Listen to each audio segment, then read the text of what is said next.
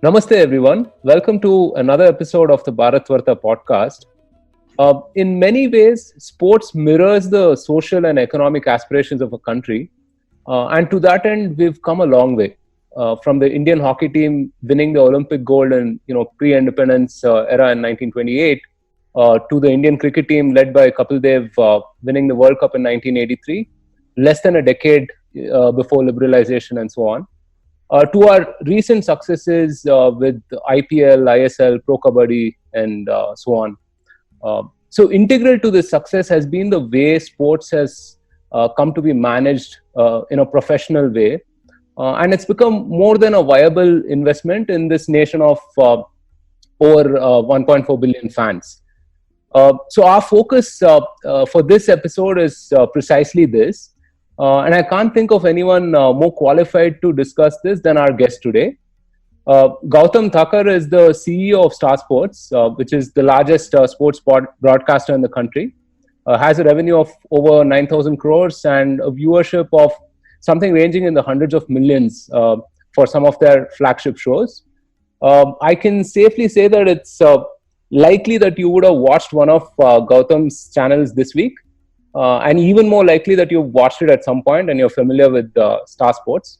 Gautam himself has a very interesting background. So he has about 20 years leadership experience in various companies. He started his career in the .com era as a founding member of Bazi.com, which was later acquired by eBay in 2004. He's also had notable stints as CEO of Shopping.com, which was also an eBay acquisition later, at Living Social, which was acquired by Groupon, and so on. So without further ado, please welcome Gautam on the podcast. Hey Gautam, pleasure to talk to you today. Thank you. Thank you for having me. Excited to be here and share any perspective that could be helpful. Yeah.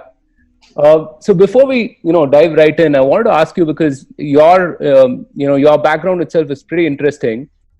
You've spent about a little over a year in this new role at Star Sports, right? I wanted to understand what that journey has been like in terms of adapting from a more digital first company like Bazi or eBay to now running Star. Yeah. Right? Yeah. What's that been like? It's actually been a little over 2 years now. Time flies. So I feel like I can't use the new to Star card anymore. Right. But yes, it's been a different experience, and it's you could argue in the one way different from things I've done before, or very similar. And I'll talk about that in a second. Sure. But I did start my career, since you gave a little bit of a background. Before the Bazi startup experience, I spent 5 years in a very traditional old world consumer goods company, Procter & Gamble. So I was a brand manager at Procter & Gamble for the first 5 years, and then with Bazi and everything else that you described. So a bulk of the last 24, 25 years have been in the digital space, with Star now and P&G sort of at the bookends of it for now. I say similar and different. I mean, on the face of it, you could say that the sports is so different from selling soaps and detergents or e-commerce or advertising or technology, right? At the same time, I think in India, sports is still, while it's become very big, I still think it's day one for sports in India. Mm-hmm. And so we still think of it as a startup. It's still a long way to go. I think we are on a 10-year journey to become really massive. And so if I apply some of the principles of similarity versus some of the startups that I was in, or the tech companies and digital age companies I was in, I think sort of thinking of it as the early stage of a industry is the same in sports in India. Thinking of it as creating and building a new category. I think we'll talk about some of these sports, but you mentioned Kabaddi, for example, didn't really exist in the national consciousness 5 years ago, right? And a great example of a startup. How do you sort of take a new idea, make it exciting for people to adopt, and then iterate and learn as you grow? So I think that a combination of a startup category and a startup mindset, leveraging some of my past consumer thinking / general management / media experience, sort of brought it and made it exciting. Of course, the cherry on the cake was that it's a job in sports. Like, who doesn't love sports? I joke with people sometimes that while hiring me, if they'd asked me how much I am going to pay them, I might still have taken it, right? So, so it's different as an industry, but a lot of similar principles. The Right. journey so far has been very exciting. Obviously, the last few weeks we've all been in a lockdown, Yeah. and as you said, I'm hoping some of your audiences have seen some of our channels. We've done some interesting things which we can talk about later. A new show called Cricket Connected, but also remastering some of the old All the games, classics. Yeah. but with new commentary. So obviously, it's one thing to replay. We had a week where we showed all the times India beat Pakistan in a World Cup, but then we took the 2007 T20 World Cup final and we put Gautam Gambhir and Irfan Khan on commentary, who had actually played that game. Right. And so it was fresh commentary on an old game given by people who were in that game. So you can imagine the perspective and the insight for true sort of cricket lovers and fans that that would have evolved, right? So I think that's what's been happening in the last few weeks. But the exciting part about Star Sports is that, frankly, I would say, immodestly somewhat perhaps, that it really has pioneered and spurred sports in this country by bold ambition, by its sort of ability and willingness to take risk and sort of put a lot of hard work and frankly a lot of capital into growing the ecosystem of sports. So I was in the US for about almost 11, 12 years before I moved back a couple of years with this role. Mm-hmm. And I was I was following a lot of Indian sport in the US, but mostly cricket, obviously. It was what was big back then. But I was struck by how much sport has developed in the last 10 years. There's a long way to go, don't get me wrong, but how much has developed in the last 10 years, how much interest there is both from the government, federations, private enterprise, and at the grassroots level, right? So I think it's an exciting time to be in sports. It's still day one. It's still a relatively small business compared to global sports, but it's big and growing every month, every quarter. So excited to be here and obviously share any perspective questions that can be helpful on sort of the business of sports. And perhaps one of my goals here is to obviously encourage people to consider sports as either business opportunities, careers, apart from the passion that most people have for some sport or the other. Right. So there are two or three nuances that I want to, talk about. Two or three things that you mentioned. Whether it's like, at your scale, the scale that you're operating, right? You could look at every new venture, every new program itself as a new startup by itself, right? And what goes into that, basically. But let's talk about what you mentioned, which is so if I was an entrepreneur, looking to set up a sports business in India. What are the two or three nuances that I have to kind of that I will painfully discover, which you have seen over the last two years? Yeah, look, I think to be fair, we brought the might of the Star TV network and our expertise in communication and audiovisual media to bear, and of course later on with Hotstar, and we can talk about that separately as well.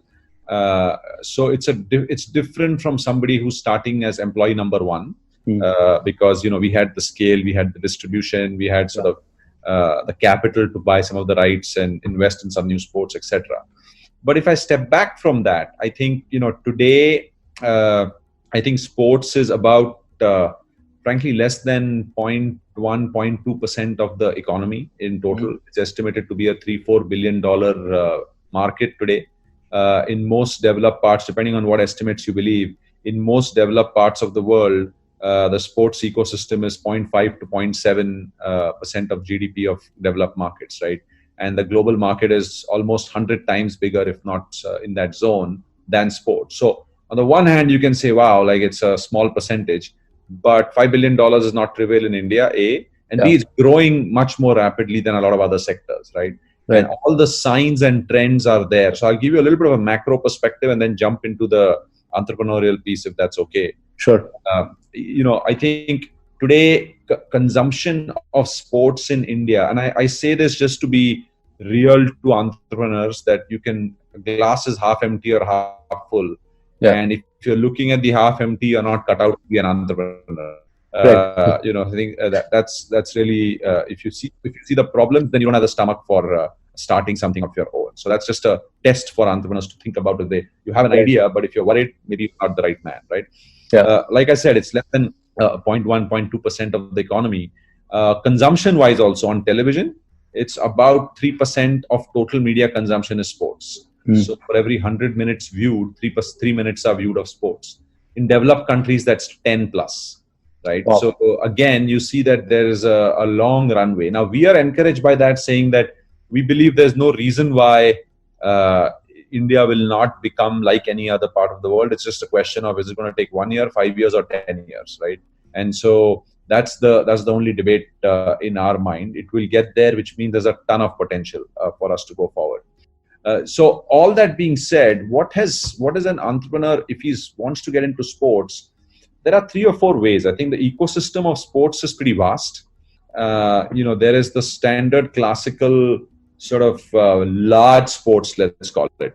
Cricket is the grandfather of them all in size and scale. Kabaddi is pretty big. Football is picking up. Wrestling has good pockets. Hockey and badminton in certain states. So, do you want to be a sports entrepreneur in sort of taking on new sports and helping build them out? That's obviously one piece of the pie. But if you look at the ecosystem that you can play in, working with a federation to grow a sport and doing things around that. You can play as we are, as a broadcaster, taking rights for the sports, or creating sports of our own, like Kabaddi, where we invested our own capital and grow that. Or you can be, look at, do you want to be a franchise owner in a currently small sport, say relatively small, badminton or kho-kho or something, and sort of become a franchisee and grow that? Do you want to be in talent management? There's a lot of people out there now who are athletes who are getting paid well, and it's not yet a fully professional setup there. Do you want to be in sports technology, where teams are using a lot of data to sort of analyze how they should perform? There's a lot of sponsorship and event management opportunities within sports that require specialized domain of how to sort of find brands that fit the need of a particular sport. And then there's participation. I mean, Mumbai Marathon, when I left the country, nobody was running. Now, when I come back, I'm embarrassed that I'm the only person who's not running. So, I think just participation is also a big deal. Coaching, setting up academies, athletics. There are so many ways in which one can. It's only defined by your passion, the need, and your ambition, right? I think that's the ways I think about it. So I think, what do you wake up feeling passionate about as a whole that you are looking to fill because of your experience? That's how most entrepreneurs start, with some idea or a business opportunity where you think that you can create both impact and money. All that said, sorry, just to quickly add there, right? I mean, sports especially, you ought to have that passion, right? I mean, it may not apply for soaps or shampoos, but so sports is unique in that perspective that it's not really an essential product or service that people consume. Although I mean a fair majority, a number of people do consume that, right? But it's still kind of discretionary entertainment spend per se. So I mean, you have to be passionate about doing something in that. I think passion is supreme and primary importance. I think for any entrepreneur, there are so many challenges that if you're not passionate, it's not worth it. Because you will probably fail more than you succeed. And you need that sort of North Star and that passion of why you're waking up every day to take on that challenge, right?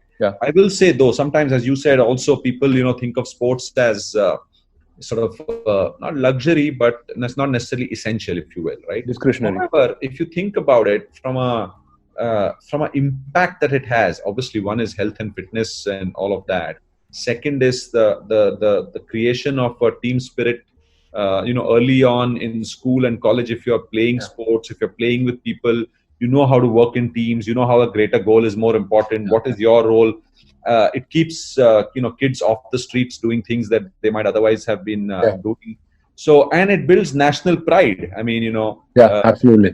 Sindhu is playing a badminton final, late at night, people stay up to cheer her on, when the rest of the week, they probably don't look at any badminton, right? So, there is a nationalism, there is a fitness, there is a sort of self-motivation. There are so many benefits of sports, and now there's also money in it.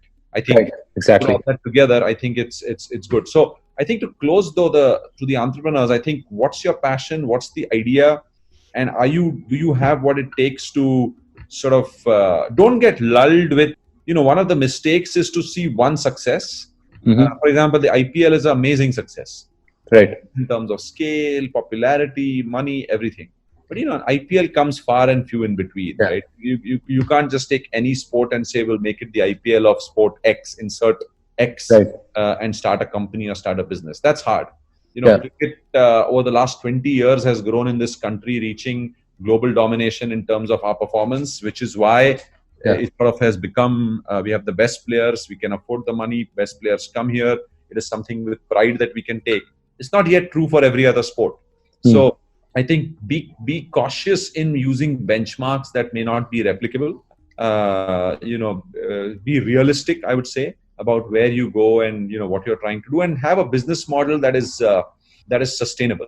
I mean, you need to ultimately, every business needs to make money, even if it is you're raising VC money or some other way. I think it all looks good on Excel and PowerPoint. Right. Be real. I think IPL is probably, I don't know, round numbers, 25 times or 20 times bigger than the next biggest sport or league in terms of revenues. And so if that's the case, and the last league that exists in this country, IPL, is probably 200 times bigger than. Right? Sure. So a whole spectrum of leagues and their potential, and in the short term, right? And I think if you think about it, football, for example, is massive in Bengal, Kerala, Northeast, Goa, a few pockets, right? There it's massive. In fact, in Kerala and Bengal, on many of their home team games, we see higher ratings in those states than in cricket. And so it's not to say that sports is not big. It is just that it may not be big everywhere. So you may want to have a niche approach to say, where is the idea of most appeal? So Bangalore and Hyderabad, for example, have tons of badminton academies, coaching centers, courts, etc. Because that local population, whether because of their heroes, whether because of any historical reasons, there is a market, right? So just because that is true, does it mean that in Bhopal and Nagpur that will take off? Unclear. May, but you need to sort of be real about why something works. Basically, find your niche, right, within the entire niche. Find the gap you're solving, and make sure that you have a model that is somewhat based on reality, not esoteric benchmarks. Right. Because you may even raise funding with it, but will you be able to grow it, right? And like you said, you called out earlier, most importantly, make sure that the idea that you have is something you're passionate about. Right. Because it will take you 1, 2, 3, 4 years before it becomes, somewhat successful and scalable. And in that time, everybody, including your friends and family and spouses, will be asking you, are you sure this is really working? Do you want to do it? So that conviction is critical. Right. So if you look at leagues in India itself, right, whether it's IPL, as we mentioned, is an exception. But even if you look at something like Pro Kabaddi or whatever, it's tremendous, the evolution that has happened over the years, right? Although, obviously we are some huge distance away from, let's say, a Super Bowl or something of that sort, NFL or something in the US, right? How do you see that growing over time? What do you see happening on that front? On the leagues growing over time? Yeah. So look, both ISL and PKL, which are the next two big leagues after the IPL, are about 5-6 years old, right? And they've grown really nicely over the last period of time, but in pockets. Right. So what I mean by that is that, as I said, ISL, by the way, people are, as an aside, some of your audiences also may be surprised to note that, because ISL is a domestic league, and especially if you stay in a Bombay or a Bangalore or a Delhi, you have a lot of urban kids who are all about the Premier League, right? Or Bundesliga or whatever they choose as international sport, and they're passionate about it. And so people think that, oh, wow, that's like the biggest thing that is happening in football in this country. But the ISL gets almost 180 to 200 million viewers every year. Wow. Whereas the Premier League gets less than a fourth or fifth of that. So, it just puts things into perspective that you don't always know when you're sitting in the world that you live in, not you individually, but one lives in, where my kids or my son likes football, and just because he happens to be in urban India and exposed to Premier League, maybe he watches that. But there's a vast part of this country who's cheering on local teams, local heroes, etc. Kabaddi was watched by about 330 odd million people last year, right? Wow. So those are growing nicely. They do have geographic pockets. We already spoke about football, and some of that comes from its cultural, historical roots, right? The clubs in Bengal have been there for a long time. I think depending on historically where some of the foreigners who have ruled our countries had sort of stations and what sports they played, some of those things came from those days as well. Kabaddi is very, very strong. It's more national than football, but it's very, very strong in Andhra Pradesh, Maharashtra, Karnataka, to some extent Tamil Nadu and Madhya Pradesh, right? So about 5 states. So I think the way we see it is that each sport has a, call it ethnic, socio-cultural, geographic starting point. To it. Okay. And it grows from there. And so we've seen Madhya Pradesh, for example, over the last few years grow significantly in Kabaddi. Local leagues are sprouting up, etc. Andhra, Maharashtra, Karnataka have always been strong. We are seeing signs in places like Mumbai where the ISL is growing nicely, especially now with Man City's investment into the Mumbai team. We're seeing a lot more excitement coming up. So I think growing from their geographical roots and expanding into other areas, it's still a journey. 1, 2, 3 years from now. In some cases, like in football now, with Mohan Bagan announcing that they are merging with ATK and will be part of ISL as a combined team, potentially sometime in the future, East Bengal might join the ISL as well. Then the old rivalries get stroked. Bengal will become even stronger as a market, right? So I think it's sort of, it grows geographically, it grows with rivalries, and it grows with athletes who become household names. And so, a few years ago, Pradeep Narwal was the biggest name in Kabaddi. He still is a big name. But, now Naveen's come up and, other people are coming up. So it's sort of like which athlete is going to capture the imagination of the fans. Will help drive the sport. Some athletes in some sports, they are naturally more aspirational. Virat Kohli, obviously cricket is big. Virat is great. Globally, he's a legend. Speaks well, has got tons of endorsement, is married to a Bollywood films actress. It comes with the territory, right? It's aspirational. Some others, less so in thematic terms. A lot of the Kabaddi players are starting to understand how to interact with their fans. They're all, many of them have come from the interiors of India, not really been as exposed to the world. But they have their own appeal in their belts, especially in the Hindi-speaking North Belt, etc. in Andhra Pradesh, extremely popular, right? So every fan will find his niche and the audiences will be, or every talent will find his niche and the audiences will be different, but it will grow, I think, geographically, rivalries and stars. I think these 3 things will help things expand as we go forward. Right. So I want to talk a little bit about how it's changed, how sports has changed for the fans itself, right? You don't just, watch a match these days or kind of trail your heroes and idols for autographs. I mean, you do a lot more than that. I mean, we had an episode out just last week on Sachin Tendulkar's birthday, and each of us 90s kids were reminiscing about catching him live in a match, or following him on a cycle and so on and so forth, right? That has changed, right? So what do you see happening on that front, like on how fans consume sport, or even follow their idols and so on?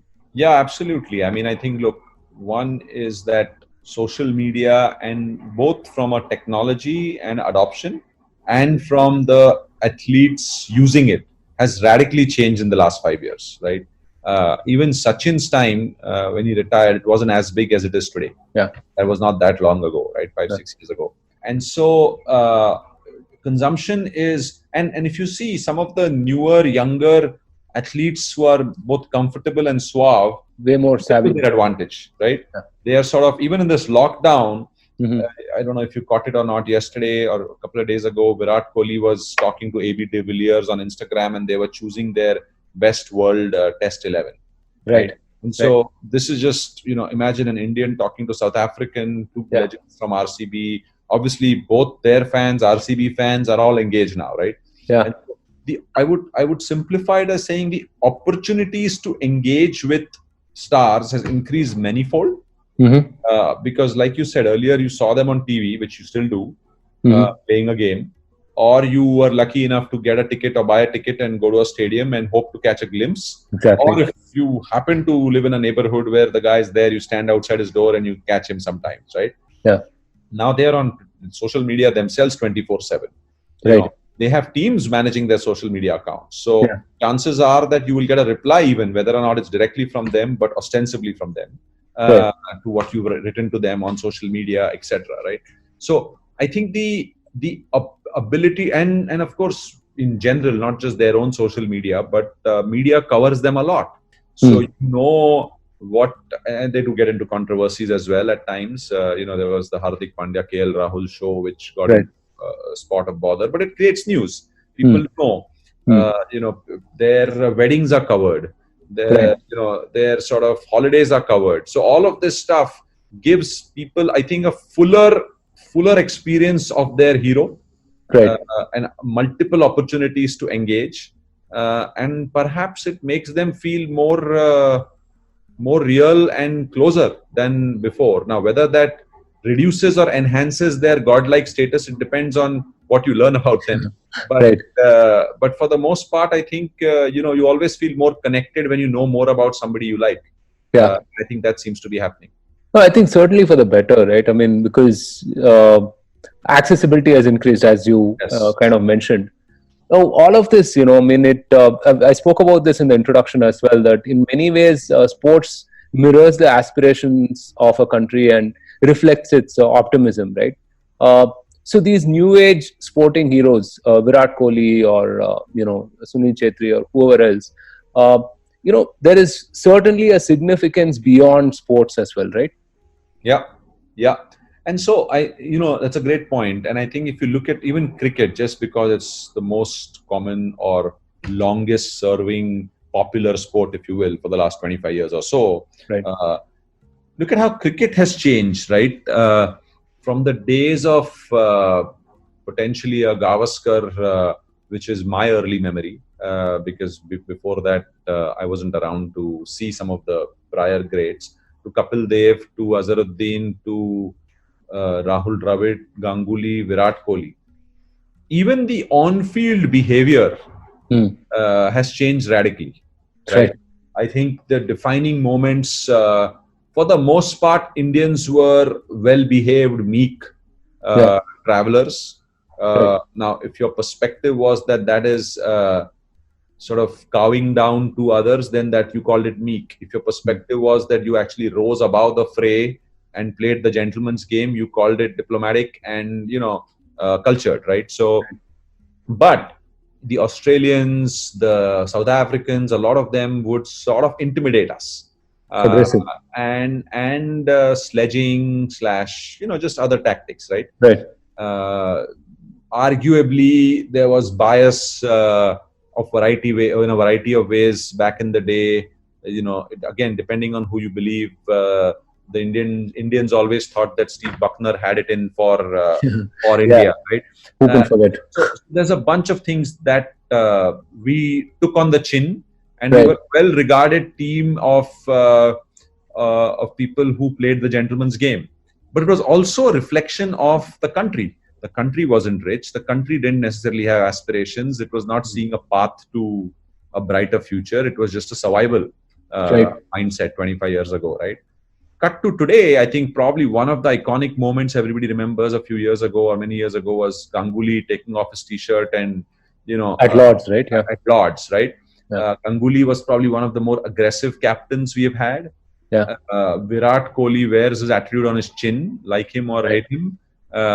He is sort of symbolizing the fearless attitude, if you will, that youngsters in this country bring. Now, the country has grown, at least in certain pockets. It's becoming more, let's say, exposed to the world, more optimism, etc. And Virat Kohli is an output and an image of that. And or Virat Kohli and his team are playing their brand of cricket, which is also influencing the country in return to believe in themselves and take on the world, and mirror where we are. So I think that transition is actually quite visible. Obviously, some personalities are always aggressive, irrespective of the world, and sort of mirror their own temperament and personality. Yeah. But I was reading a report. One is culture, but also the interesting dynamics. Some reports said that Australians said that they are actually scared to sledge Kohli and his team for two reasons. One reason is that they give it back, and they actually sometimes get spurred on to do better. The second reason is that they all want to play The IPL. in the IPL. Right. And so it's such a fascinating contrast to Amazing. where the country has moved and how it's being treated, right? So I think it mirrors it, but it's also it's a more nuanced sort of set of things that make it happen. Right. No, the power dynamic has totally shifted, right? I mean, from the times of Gavaskar to Azharuddin to Tendulkar to even Kohli right now. Right. One of the funniest things that I can recollect is Srishant hitting Andrenal. Jumping up for a six. Yeah. That was hilarious. So I'm a cricket fan like you are, but we'll have to move on and talk about some other sports as well. So, every time we talk about sports in India, right, there is this elephant in the room, which is, our performance in the Olympics and not winning enough medals in proportion to our population or some such thing like that. Yeah. So if you were to think of it, what will it take for India to compete on an even stage with the rest of the world? And let's say, tomorrow, if you were made CEO of Sports India, right? So how would you sort of define a path to success on that? Yeah, would it be a 4-year journey, a 10-year journey, 15-year journey? Yeah, I think good question. I'll give you my thoughts. I don't have enough depth of understanding of the grassroots across all of the Olympic sports. But I think, if I'm not mistaken, India has won something like 28 medals in the last 24 Olympics, some fairly low number, right? For many years, no medals, right? So obviously shameful at one level, but also reflecting of, and to your earlier point, culture of the country. Sports was not a priority because survival was a priority. Correct. We are starting to see signs of that. And I'll speak about why I think there is optimism for the future. But to come back, I think there's been enough work done by the government in the last many years. I think this government has also taken a view of saying that they actually want to make it as a goal. Not just get India to be playing sports, but to win medals, because it always helps to have a clear goal. There are, the Olympic Quest, and there's a bunch of other organizations that are there. Right. But the Sports Authority, Sports Ministry itself, etc., they seem far more focused now than perhaps 20 years ago, 15 years ago on tangible things. It's not rocket science in as much as, if I were the CEO of, call it sports in India, if you will, you have to, again, both look at your strengths, look at the gaps, look at a phased manner in which you can go from here to there, right? So I think infrastructure, spotting talent, identifying talent, and high quality coaching and nutrition. I think these are 4 buckets are commonly spoken about. It's not in any number of places. And then there is a cultural piece which perhaps is less spoken about. We don't have, across the board, great quality infrastructure today. For, to become a sporting nation, it's all fine to say 1.3 billion people, how can we not produce medals, etc. Yeah. But, in most other countries that are more developed than us, and again, because I lived outside the country for many years, every neighborhood has some sporting facility. Correct. Which is not hard to access. And so if it's a tennis court, there's a community tennis court. You can just, walk in, and if it's free, you can play. You don't have to pay for it. You don't have to have a club membership. You don't have any of that, right? And so I think infrastructure of how is it that the government and maybe private bodies and others can invest to really harness the power of 1 billion people, right? Mm-hmm. That is a long-term goal. That's not going to happen overnight. And I don't, by infrastructure, I don't mean build a stadium and a training facility. That, of course, you must. That's for the elite athletes, right? Mm. But to build a culture where, conceivably we are 1/6 of the world's population, give or take. We should be 1/6 of the medals. But that will take 30 years. The next generation, after which there is, or however many years, after which, for which that infrastructure at a community level, I think is important. Right. Coaching, I think, has been started getting far more importance. Talent spotting is getting important. So, for example, now the government has invested significantly in this thing called Khelo India, which you may have seen or heard about. Right. This is the year 3 of Khelo India, where basically it's a school and university program which culminates in a national kind of competition, if you will. Yes. Right? Yeah. About 50,000 athletes go through it, and I think in the last round there are about 5,000 across 14 odd disciplines. And so the government is working very hard to identify talent in the age groups of 12 to 15. Some would argue in some sports that's already too late, but it's a great start, and in some sports it's a good age. And to sort of get them to compete at a national level, and I forget the exact number, but about 1,000 of these students who win or are in the finals are getting, I think, something to the tune of 6 to 7 lakh rupees a year for 5 years for them to invest in their own training and development. Now, that has a multiple massive effect. Apart from the fact that it is allowing them to, some of them are, from very modest means, families, etc. So they would never have otherwise got this opportunity. Now, allowing them to invest that money in their own development is one, but it spurs a lot more people to be encouraged to participate and their parents to let them participate, because there's also some revenue coming out of it or income coming out of it for the family. Viable economically, basically. Viable economics. So I think spotting talent at the early stages and giving them a national platform, taking the elite of that into the academies that the government and private enterprises like Jindals and others, the Ambanis have a football academy, etc. That gets into that piece, and then investing in coaching, training, nutrition.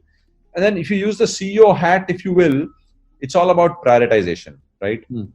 You have to see where we have a chance of winning, and you can't win at everything all in one go. And I think the government and others are being smart in saying that, listen, wrestling we have done well in the past, archery/shooting we are doing well in the past. These may not be the biggest things in an Olympic, but they are areas where our core strengths lie. And how do we sort of unearth the boxing? We're starting to do okay in some areas, right? Will we ever win a medal in our lifetimes in the Olympics in basketball? I doubt it, right? But basketball may be a more hip sport, but that doesn't mean that we should waste any money on it from an Olympic gold quest perspective, right? So I think identifying those niches of products. Now, what is very encouraging is in the last couple of years, there are what I would have not expected, athletics.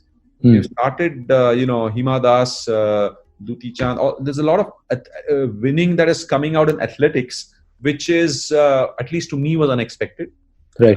But again, there's a lot of investment, spotting the talent and taking the top talent, etc. Right. So I feel like the basics or the foundations are clear.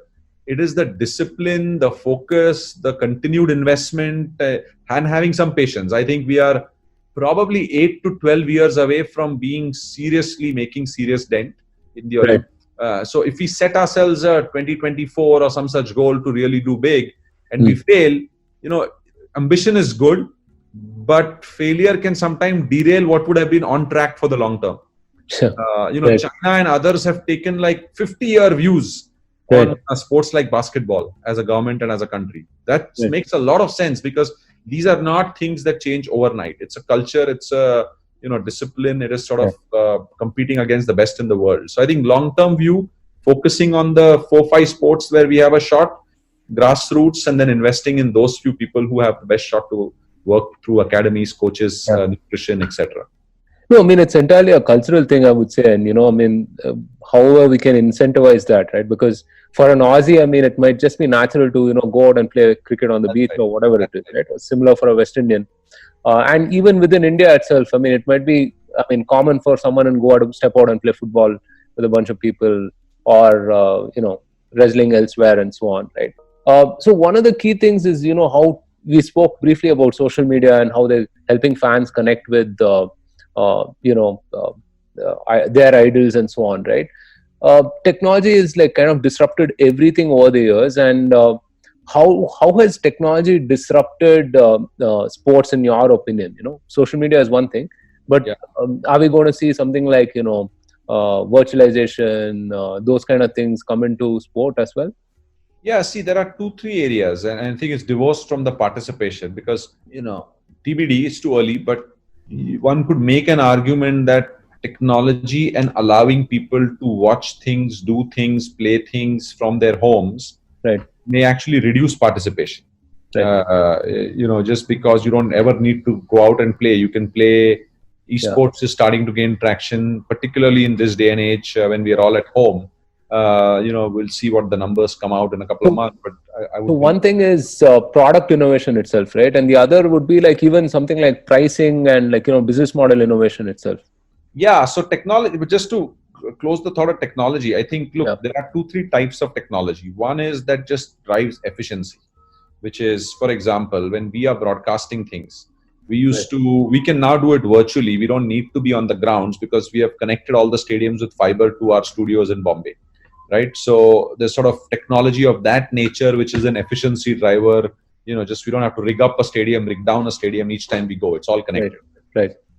There is all the technology with respect to coverage, cameras, right? You have the drones, you have the spider cams, all these angles which lead to a better experience in every sport, not just cricket, right? Statistics, there are these technologies now that are measuring things while athletes are on the field, how much they're running, how fast they're making turns, which can then be fed back into elite athletes and coaches and training for sort of become better, etc.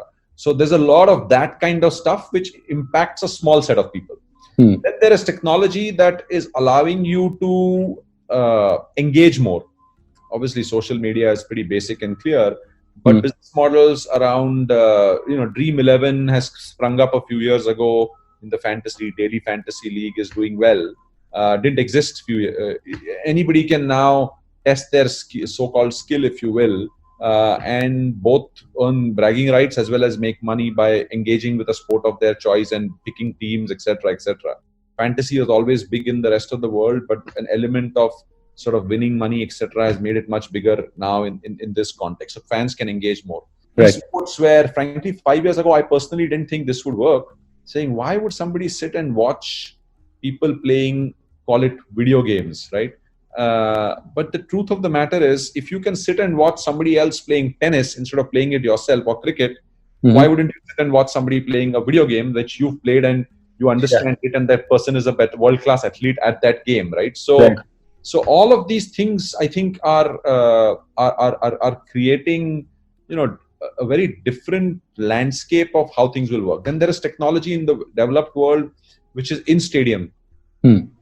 People who are season ticket holders, etc., they are tracked. People know what their tastes and preferences are. When you come in, you're just sort of delivered food at your seat. People are experimenting with betting machines inside stadiums now, so allow people to bet real time. So there's a whole host of things, both efficiency, engagement, data to improve performance, and sort of fan experience that will come up and will continue to come up. What about things like OTT and stuff, right? I mean, you have sports providers on that front. See, OTT, massive. I mean, obviously, Hotstar is, with cricket, where we have the rights, is growing dramatically. Kabaddi, everything is growing on Hotstar. It's just more convenient if you're on the go. I think it's obviously scalable technology, because if 25 million people are concurrently watching a match at one point of time, that requires a scale of technology which has never been done before for live streaming, right? And Hotstar perfected that. Right. But I think of it more as a medium. See, this is a technology which is, instead of watching it on the TV screen, you're letting me watch it wherever I am. Correct. And so it's more sort of an enabler. It doesn't change the sport. It doesn't change the performance. It doesn't change. It's a different way to enable it, right?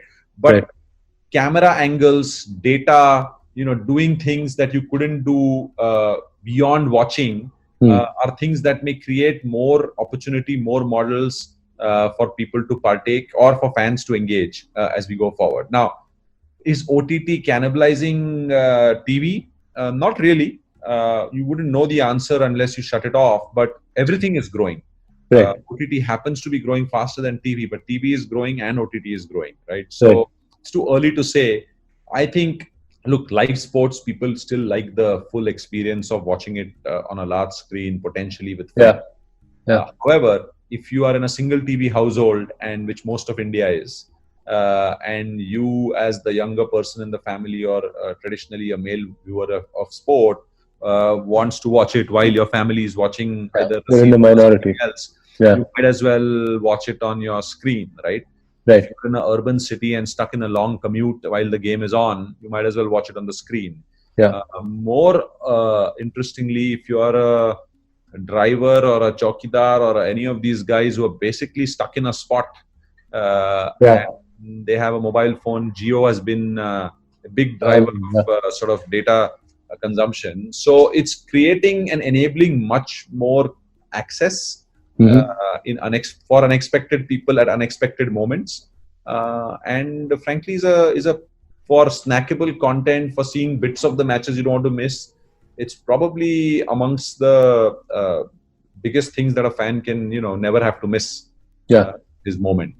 Yeah, it's taken it to more people and in more different scenarios, right? In some sense, I see it as kind of complementary. I mean, like how you're saying. It's totally complementary, and also various OTT players, including Hotstar, are experimenting with play along games, etc. So you can watch it while you're playing it, or if you are watching it on TV, but you're looking up stuff while you are sort of doing things on your mobile.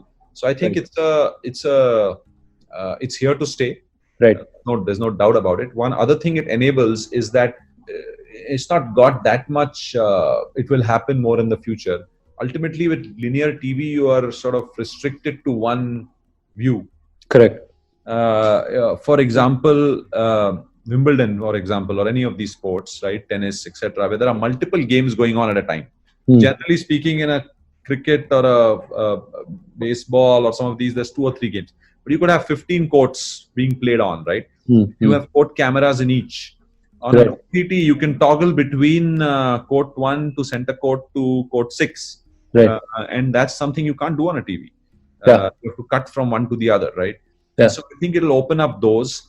There'll be special cameras which are sort of focused only on, say, a player or a team or whatever, which could get enabled on OTT. So there are things that will happen there which will make it differentiated and interesting. Right. So, one thing that we can't avoid is talking about the fact that we're in a lockdown right now. Right, we're in week 5 of the lockdown, and we've seen recently that IPL was cancelled. Your most popular program, I think it has a viewership of something like 450 million viewers or so on. Right. So, how do you see this panning out, and how are you coping with this whole lockdown situation from a Star Sports perspective? Look, it's hard for everyone. I mean, obviously, from a live perspective, there is nothing live happening, not just in India, anywhere in the world. And so we can be depressed about it or accept the reality, and there are bigger problems in the world to solve, right? So I think, and not to be overly philosophical about it, but there's more people with more pain because of what's going on than a sports tournament getting delayed. So I think once you accept that, it just becomes easier to deal with. And I think secondly, we are looking at it as an opportunity. I mean, given the context, not obviously, it's not something we want, to sort of use the time to both test out things that we can do, innovate a little bit, and see what we can put out there. So I gave you an example earlier of this India-Pakistan remastered match by putting players who actually played in that match. And we did all this remote, right? The content team did a great job with Irfan was in his house, Gambhir was in his house, Jatin, who's one of our anchors, was in his home, and they were all doing commentary on a match that had already happened, right? Right.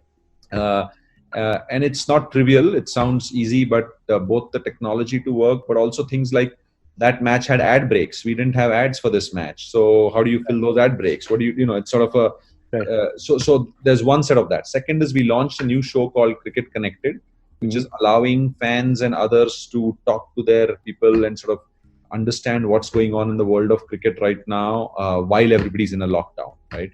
And then we had themes like Sachin's birthday week. We sort of had a whole set of programming around Sachin's birthday, etc. Obviously on Select, which is where we show our international sports, the best of Wimbledon, because Wimbledon's postponed. French Open, or Wimbledon was cancelled. French Open's postponed, etc. Premier League is. They cashed in on their insurance payments as well, I guess. Yeah, I mean, look, people make a big deal out of it. They've been paying insurance for 20 years now. For God knows how many years, and that's the business of insurance, right? So I think they paid for it, so it's not it's not free money, right? So but the point being that we are using the time to look at how can we more in a curated fashion show some of the old content that people might enjoy. Thematically trying to find themes like, if it is Sachin's birthday week, if it is the day when Wimbledon final would have been played, what can we do around those? How can we work remotely? But there's no doubt that nothing engages audiences as the drama and thrill of a live game where the result is unknown. And so will an India-Pakistan rerun get nice viewership? Sure. Will it be anywhere close to a live India-Pakistan game? Of course not. Right. So there is that reality that we have to live with, but health and safety is primary, and there's no point in us speculating. I think as things improve, we'll figure out when some of these get rescheduled and go from there. Yeah. No, I mean, I've seen this crisis act as sort of a forcing function for some of the things that, we should have done anyway, right? So whether it's innovating on all of those different things that you mentioned, or, personally as well in terms of habits and behaviors and so on, right? So, yeah, one thing which is not linked to sports, but we've all been stuck at home, and everybody is suddenly discussing, is work from home, why is it not a viable thing for at least part of the workforce part of the time? Because why not? I mean, in Bombay, you can take hours to get from one place to another. Exactly. And it could end up being more productive, healthier, good for your system and time with your family, for the environment potentially if you're driving, and financially you're saving money of petrol and everything else, right? So of course it will take some time, but it's a good opportunity to re-examine everything that we have done. And just because we used to do it, we don't have to go back to it exactly the same way. It's a whole pause and reflect moment for all of us, I suppose. It is. I mean, look, it's a painful way to have to do it, because the economy is going to be hurting. It's going to hurt every sector. It's not as if sports will be, immune to it, both in terms of advertising or athlete fees and all of that. But if nothing else, it's forced us to think about life differently, and hopefully we'll come out better, stronger for it. Right.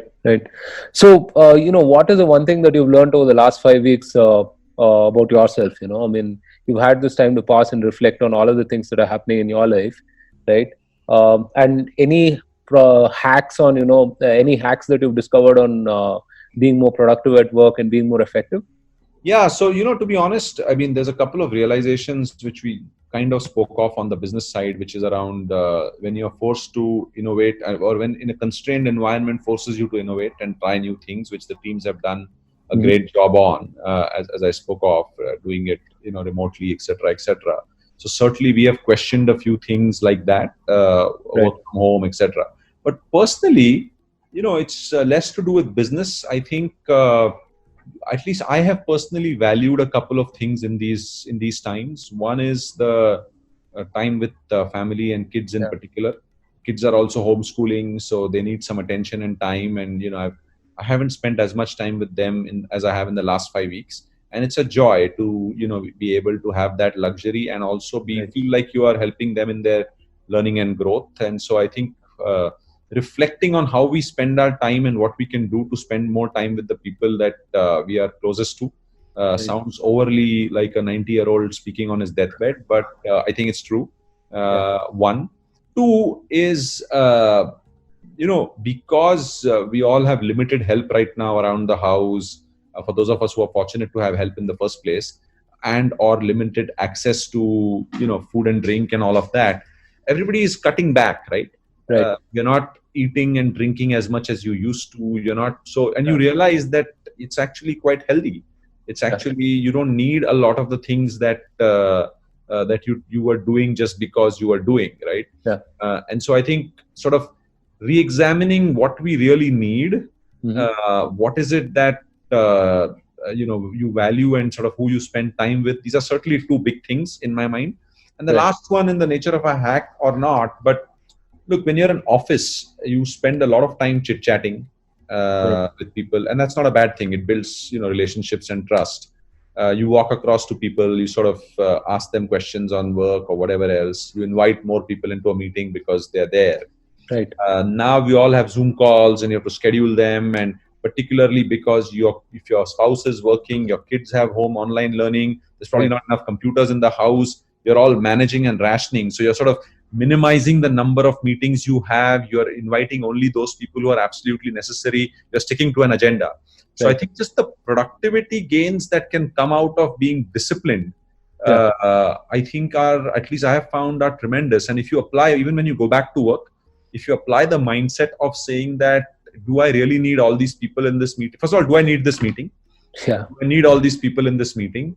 And can we have because we know that, technology, you have only 30 minutes and then the next Zoom call, whatever, Right. can we just be focused about what are we solving in this meeting? I think if we can do that in our day-to-day life, even if it is not work from home, I think we'll just give ourselves the gift of time, and perhaps Time, really. maybe that you can use that time to play more sport. Yeah. So on that note, a few questions, few rapid fire questions before we leave, right? Sounds dangerous. Or You're not like Karan Johar or something like less scandalous, less that. scandalous. Yeah, okay. So your favorite sport? Cricket for sure. I mean, Yeah. it's just I grew up on cricket, but I've started actually Yes, loving sir. kabaddi a lot in the last couple of years. I Yeah. think the fast pace and the sort of excitement Yeah. is high. And Right. while in the US, my son used to watch baseball, so I started sort of watching baseball with him. Yeah. Yeah. No, kabaddi has been a sort of an eye opener for me. I mean, especially that the trading can Yeah. be pretty exciting, right? So, favorite sports film of all time? Tough. For different reasons, but I had actually at that point of time really enjoyed Chak De. Chak De? Yeah. Okay. Just I was not in the country at the time, and it sort of had some nostalgia value to it, and sort of feeling of how India can grow. But yeah. Right. Right. Favorite sports heroes? Sports heroes. Funnily, very contrasting. I used to love tennis a lot growing up, and John McEnroe was my favorite at the time. Right. And then during cricket, for a longest time, it was Rahul Dravid. I say contrasting because you couldn't find two personalities. Yeah.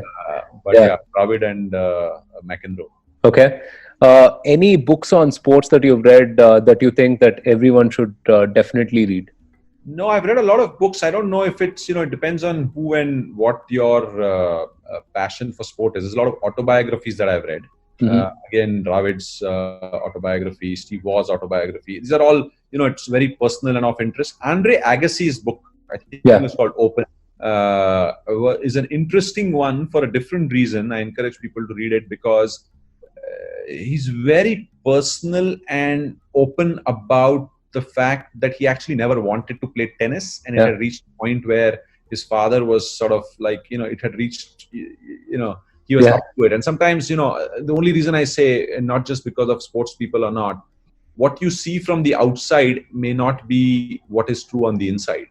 And very true. Just the most famous, most accomplished, most rich sportsmen, the pressures and tribulations and the what it takes, what you have to give up. Sometimes it looks like, oh my God, this guy got lucky. He's like, I could also play like him, whatever.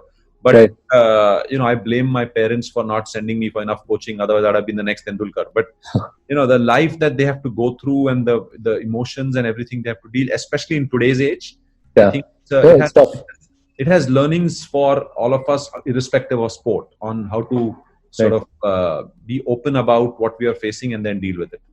Yeah, no, it's certainly tough. I mean, the kind of pressure that it puts on one's routine, one's mental, physical health as such, right? So, any podcasts that you listen to that you would recommend?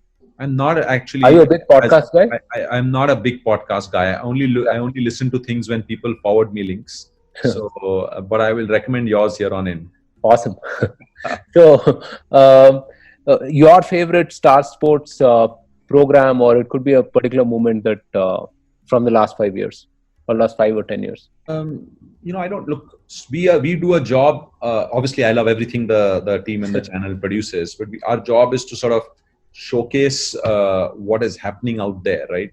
If we can do it innovatively, then it's half the job done. I think there are two. Instead of a moment, I'll say there are 2 or 3 types of things that I think are interesting. One is that, and maybe I'll talk about 2 in cricket and then 1 in kabaddi very quickly, just to.